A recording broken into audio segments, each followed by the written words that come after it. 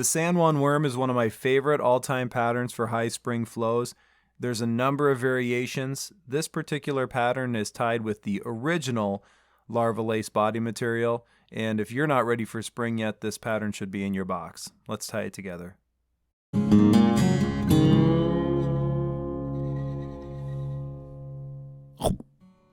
This San Juan is tied on a swimming style larva hook, size 8 to 14. This is a size 8. I'm using Danville's Flymaster Plus thread, and we're gonna get a base of thread started on the front side of the hook and attach a piece of original Larva Lace body material. This is the OG body material, the hollow stretch tubing material that comes in a variety of different sizes.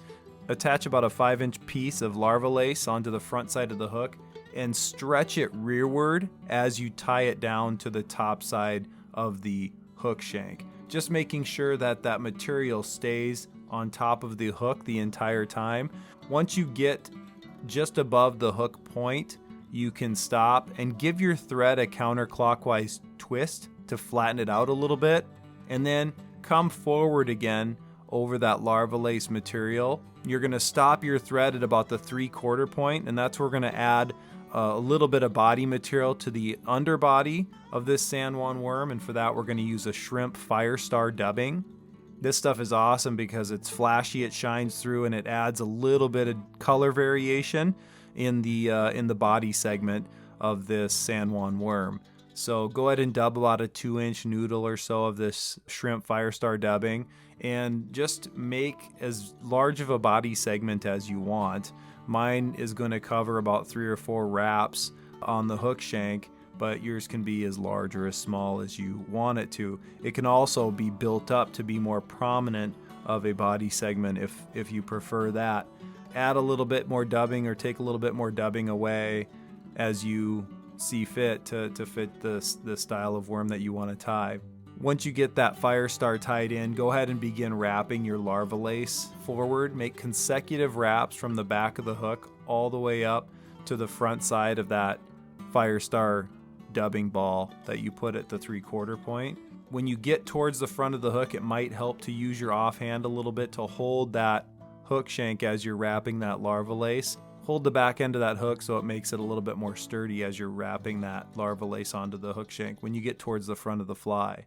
After you cover the exposed Firestar dubbing, go ahead and capture the pink Larva Lace and tie it off, and then you can trim the excess.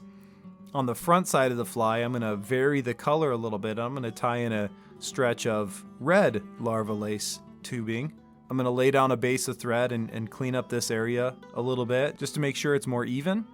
And then beginning right behind the hook eye, I'm going to capture the Larva Lace and tie it down all the way back to where I ended with the pink. I just want to make sure that the front side of those body segments are relatively symmetrical. There's not a huge hump somewhere in there where I tied that Larva Lace in, or I just want it to be nice and level as I move forward towards the eye of the hook.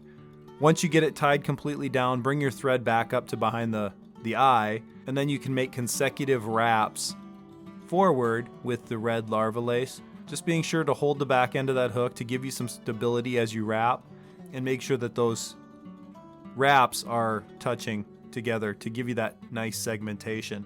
Once you get up behind the eye, capture that Larva Lace, tie it off, and then you can trim your excess and whip finish or half hitch, and then trim your thread as well.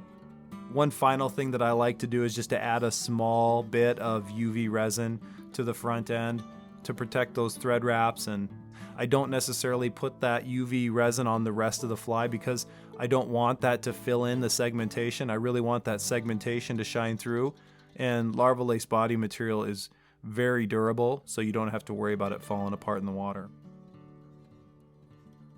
And that's it. That's your finished Larva Lace San Juan. It's a great variation. It's a great lead fly when it comes to fishing turbid water or high spring flows, and it's really one that everybody should have in their box, whether you think it's cheating or not.